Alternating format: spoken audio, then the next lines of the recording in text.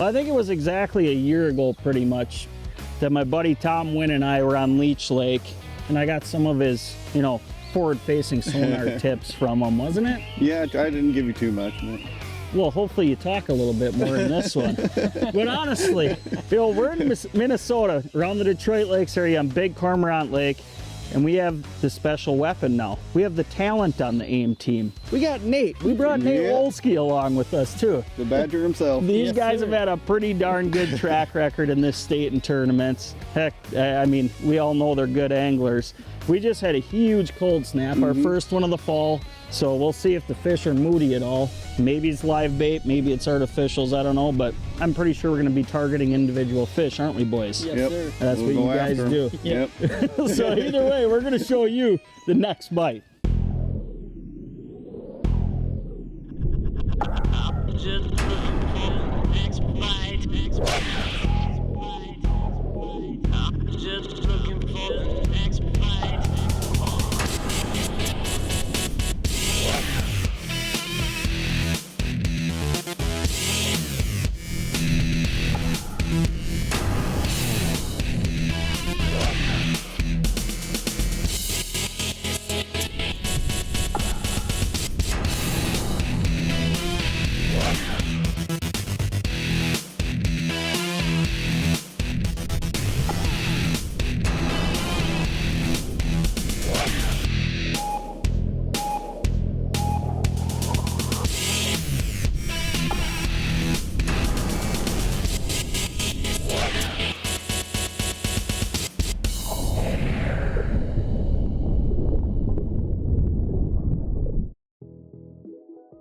If the timing is right, fall fishing is one of the best times of the year to capitalize on hungry fish. As the water cools, they move deeper, making them much easier to see on active target. One thing we've learned with active target is no matter how well you can see the fish with your electronics, you still have to get them to bite. This problem becomes much easier in the fall months when the fish are looking to put on weight to get them through winter. This one's hitting her good. Oh, taking it.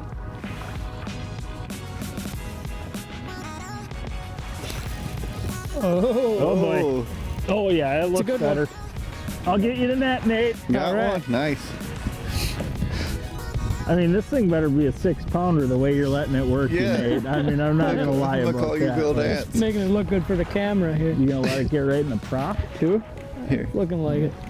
Oh no, we're still good. Yeah, there she is. Better fish. There we go. Good. Yeah, that's a nice one right there. Yes. Hey, Nate dog. Yeah. That's a nice one right there. Whew. Look at She's that. off too. I thought you were gonna let it take you into the trolling motor, but It was a fighter. It was a fighter. That perch pulled him in earlier, so it's not saying much. it's a good one. Good job, boys. Thank you, sir. All right, so we're out here, it's mid-October, and we're out here in Detroit Lakes, Minnesota area on Big Cormorant Lake, and it's a relatively deep lake, very, very clear. Weed lines go to about 20 feet, and what we're noticing is with the water temps being high 40s, low 50s, right now they are schooled up. This time of year, most fish species school up, go to the basin, and they're looking to fatten up for the winter, and so we're throwing these big minnows at them today. If you're looking to get out and catch some fish before the end of the year, this time of year, even though it can be cold, is a perfect time to be out. Oh, look at Tom. Look at him back. Oh, yep, there's one. Good one. I'm trying to eat my sandwich, Chase. Yeah, well, sitting back there with his aviators on. Get up here. I'll get the net. Okay. I'll just keep eating them all day. You catch fish. Yeah, this one feels decent. Hanging good. Feels decent. Right over Nate Dog's head. Right over the badger's head. You don't have to go too high. There you go. Wow. That's look how fat that thing is. It is a fat one. Wow. They're nice and healthy this time of year. Come on. Wasn't going to lose them. Minnow's still got life. Can use them. Yeah, just a chunky one right there. Yeah, man. That's Very nice. I mean, he smoked it too and started running a little bit and then sat. I thought he dropped it for a second, but nice fatty right there. nice job. Yeah, Not he's bad. chunky. I mean, Yeah. If you keep eating in that driver's seat like you've been doing, Yeah, You'd be the same. you're gonna be just like this. we have 2 or 3 more sandwiches, right? Yeah. It is a fat one. Wow. They're nice and healthy this time of year, fattening up for the cold. Yeah. The next bite is brought to you by Mercury Marine, Go Boldly, Schaefer's Specialized Lubricant, Putting Equipment First, Nitro Boats, Performance Fishing Boats, Bass Pro Shops and Cabela's. Your adventure starts here. Berkeley, your fish, our science. And Power Pole, Total Boat Control. Closed captioning for the next bite is provided by Precision Trolling Data, the authority for crankbait diving depth information. Forward-facing sonar isn't just a tool to see the fish bite your bait. Often you scan for the fish and then move the transducer away from them to keep as much transducer noise off the fish as possible while trying to get them to bite. It's a great tool for finding those fish, whether they're just singles or schools of fish. You can now see them and make a decision as to whether or not you want to spend time in a certain area. So this is definitely one of those fall scenarios that's pretty typical. And what we want to do is look at the really prominent pieces of structure in the fall, okay? The ones with very sharp breaks, steep drop-offs, because as the water cools in the fall, those fish are going to like to hang off the edges of those pieces of structure. So what you'll see here if you look at the mapping is we actually have a little saddle area with 2 points that come together. Something that looks really good, basically an area where there's a runway for fish to go back and forth, but really sharp breaks along these contours. Focus on only fishing the areas that you're seeing the fish. And that's what we're doing with Active Target. You know, Tom, Nate, or I, we're on the bow mount, we're cruising at high speeds, going back and forth with that bow mount and Active Target to find specific fish. If we see 1 or 2 big fish, we'll stop on them. All 3 of us will pitch our baits to them, see if we can get them to bite. But even more so, we found a lot of areas by the use of Active Target that have big schools, 8, 10 plus fish. So this is one of those scenarios that you're not just going to want to look at the good pieces of structure, but only target and fish the areas that you're seeing your fish on Active Target.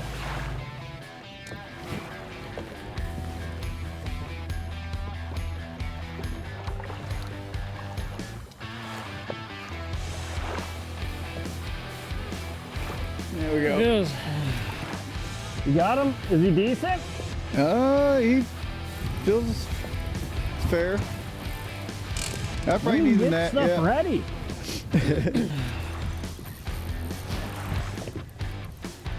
That's a nice one. Yeah. Oh, There yeah. we go. There we go. Good fish. Heck yeah. Good job, Tom. You know what, Tom? Next time, I think you should just wait until I get a new bait on before you set the hook.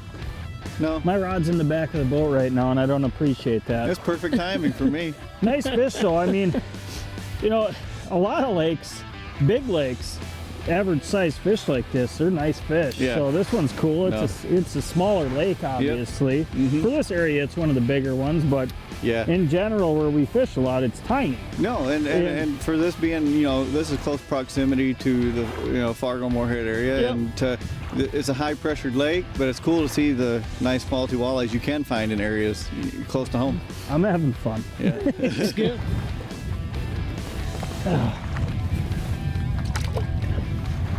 There you go.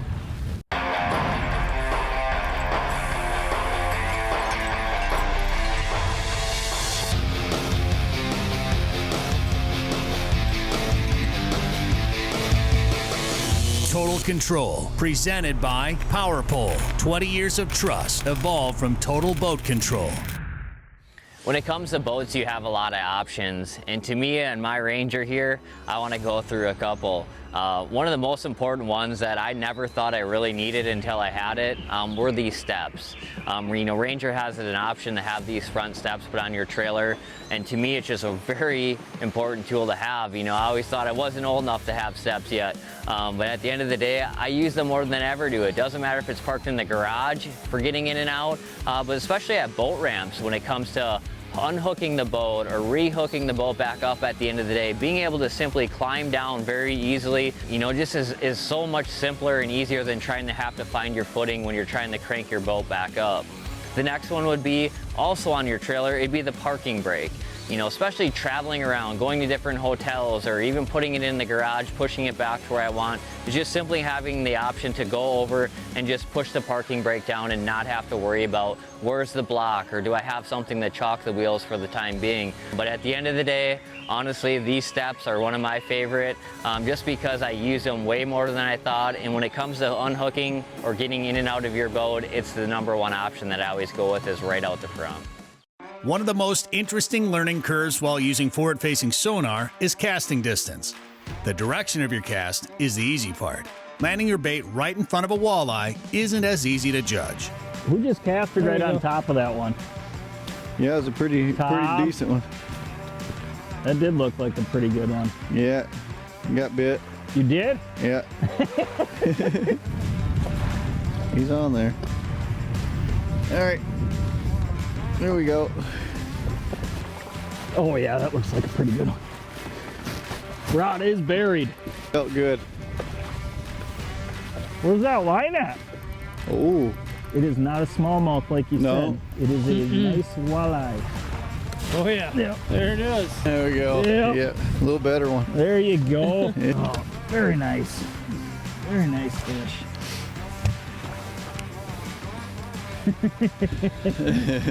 Hey, nice call on the smallmouth there. Yeah. There it is. Oh, this might be one of them smallmouths. Nope, Yeah, that's a nice I walleye. forgot what bass looked like already. You used to fish for those? Four-letter word now, I think. Yeah, that's what they are. That's a good one right there. Healthy one. I mean, that thing too, as soon as you set the hook, Yeah, I you think we could knew tell. that was a pretty good one. Yeah. Even though it was under the boat, Yep. you know. I don't know why you casted that direction to get it under the boat. Skipped but it under the boat. I guess it really doesn't matter. Thought it was a dog. We will take that one, boys. Yeah, that's a good one. Did you see that nut job? Oh, dude, you're getting it. Amazing. You're getting Spot it, on. yeah. Your knees Thank weren't you. shaking a bit. There you go. Oh yeah. So a couple things that I want to, really think about in a presentation like this is the equipment setup that we're using. So the rod that I'm using here is actually Johnny Moore's Signature Series, a little bit shorter in length, 6'8", but you'll see that it has really good backbone. It's a medium, extra fast action, so nice flexible tip for when you get those hook sets in, but a lot of backbone to get a good hook set as well too. As far as the line goes, very typical in what I'll use in almost any jigging situation. 8-pound fire line for my main line, attached to a fluorocarbon leader, just a couple feet here, 10-pound Berkeley 100% fluorocarbon. Something to think about, we're fishing in 20 to 25 feet of water roughly, and a lot of times with plastic situations, I'm gonna be using a heavier jig to get that plastic down to the bottom quicker. This is a scenario, because we're using live minnows, I want a lighter jig. This is actually a 3/16 ounce jig right here, and I want a slower fall rate. I want that fish to be able to key in on that minnow and jig coming down at them, and so they follow it down to the bottom. So a little bit lighter jig, super line, fluorocarbon leader, a little bit shorter rod to make sure you're making those pitches precise and right on the fish. And this time of year, you put a minnow in front of them with the light jig, and they're gonna eat it. Feels good. Actually, yeah. No, you can see it on Oh, you the can see screen. 'em? Yeah, it All is right, a I'll good get one. the We need the net. net for that one. Take and drag. My line's still in the water. We'll see, no. Tom. Nice fish, Yeah. Nate. Thanks, buddy. Yeah, good one. Not bad for a Really rookie. good one. It's all you. You can even unhook it. Yeah, I'll get it. Oh yeah, Big old minnow. big old minnow. Nice fish, huh? Nate was taking so long to get the hook out of its mouth. There it goes. All right. That's a good one. Dang, dude, that is a good fish. Hey, the Nice nice job. thing is, As long as Tom can see him coming up on active target after we set the hook, Yep. he can tell me if I need to get the net or not. This is true. Yeah. He's like, that's a good one. That's You a need good- the net. Yeah. So Yeah, that's good. let's do that because we don't need to waste time getting the net. Otherwise. It's a handy tool not only to find fish, but to, you know, see if you need. Yeah. Size them up. Size, yeah. Active sizer. All right, man. Oh, Look at that. whoa. All right. The next bite is brought to you by Mercury Marine. Go boldly. Schaefer's Specialized Lubricant. Putting equipment first. Nitro Boats. Performance Fishing Boats. Bass Pro Shops and Cabela's. Your adventure starts here. Berkeley. Your fish, our science. Lowrance. The ultimate fishing system. And Power Pole. Total boat control.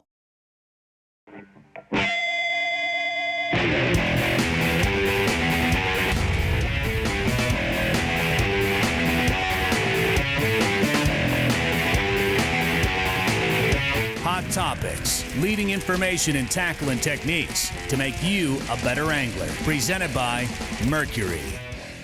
One of the most annoying things that I think that I see when I'm trailering my boat all over the country is road construction. Almost invariably, I'm going to be looking at road grime, tar, and then the other thing is bugs all over. So how do you get that stuff off? It's always a job. But one product that I've found that works really well is a product called Citral, and it's a spray product made by Schaefer Oil. Essentially, it's quite easy to use. You just spray it on. And it's really nice in the fact that it's biodegradable and it's also water soluble. So you basically just clean the side of your boat with it. If you have some tar, you got to work on it for a little bit. And this boat is really pretty clean, but you can see what it picked up just there. The nice thing is then when you're done cleaning the tar off, you can spray it down and then use your waxes or whatever. So to me, it's a very easy product to use. I carry it in my boat or in my truck all the time because in the summer, road construction is normal. So again, Citral, it'll take off bugs, tar, adhesives, anything along those lines is what it's used for. Getting past the learning curve with active target is a hurdle that has to be overcome. But once you've learned boat control and casting distance, it can be very effective. Net. Got two nets. Oh. I ain't netting anything. It's a flipper. Nothing. That's Oh, that's a good one. Oh, another. That's a good one. There we go. Look at that. Had to show us up, didn't you? Huh? Oh, you guys are talking a little trash Oh, there. yeah, it Right? bites you every time, too. I'm not going to do that. Yep. Hey, hold that up here, Nate. That's what you guys get for talking trash right there. You got a double. Why don't you go get the net? I said I'm not getting the net. So that was a pretty good call. All you have to do is add hungry fall walleyes to the mix, and even on a crystal clear body of water in Minnesota, you can catch fish all day long. All right, so we get a lot of questions forward-facing sonar with boat positioning and things like that. So the biggest thing is position the nose of the boat into the wind. That way you have much better boat control and you're able to focus on that individual target for much longer. So sometimes you need to make that one precise cast. Sometimes you cast at an individual fish, especially a big one, 3 or 4 times, you're going to annoy that fish, or you could even annoy a whole school. The boat could come over that school too fast, the school's going to disperse, and then it's just hard to relocate that school. You want to get into good casting range so you can really shoot that fish, and a good distance to get to is within 30 to 40 feet. Sometimes that one cast is all it takes, and sometimes you only have that one cast. Just keep that in mind when you're using your forward-facing sonar. Have patience, dial in that fish, and make one precise cast. There we go. Oh boy. Better one. Better one. Yep. Oh, yeah, that does look like a better one. Yeah. Heck yeah. Net. Well, okay, Chase will go get the net then. Yeah, Chase better. It's okay if I keep talking in third person. Tom has a fish. Oh yeah. Yeah. There we go. There it is. What do you think about Finally. that one, boys? That's a good. That's a good one. Yeah. Yeah. What do you Yeah. think about that one? Yeah. Nice fish, Tom. You know, Yeah. A little bit later in the day, and I noticed that, you know, I don't know if it's the sun coming up, they're getting more active. This one, I could actually feel the kill shot on that minnow. You felt it hammer Yeah, it. yeah. Well, when you set the hook and I would just watch the rod, I could tell it was a nicer one too. Yeah. That's a good Calm one. down. You know, it's been fun. I mean, check this lake out. There's, what, maybe one other boat on Yeah, the whole lake? I I think mean, so. it's been brutally cold the last few days for middle of October. But we're getting a little warm up. There's still plenty of open water fishing left this year. Plenty. Plenty. Yeah. And we're showing that and we're having some Yeah, fun. we are. Boys, yeah. Good job, boys. Yeah, Very thanks, man. There you go, girl. Thank you very much. All right. Chase says mine's bigger. Yeah, it probably is just a little bit. It's not that surprising, honestly, Tom. You know what I'm saying? Like, I'm We just went through gonna. this already, yeah. Yeah. Ah. Look at that. Look at there. Little double Oh, for yeah. us. There it is. Yeah, we did. What was that? Another one. And another one. Boom, boom, boom. Look at that, huh? You good? It's Same? nothing. Yeah. Triple. Yeah. There it is. That's pretty cool. That's awesome. And that's how it's done right there.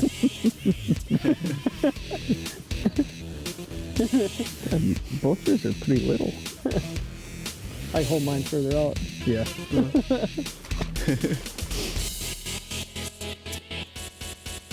The Next Bite would like to thank Country Inn and Suites in Detroit Lakes, Minnesota. With lots of space for parking boats, it's the perfect option for a traveling angler. For more booking information, please call 218-847-2000. That's 218-847-2000.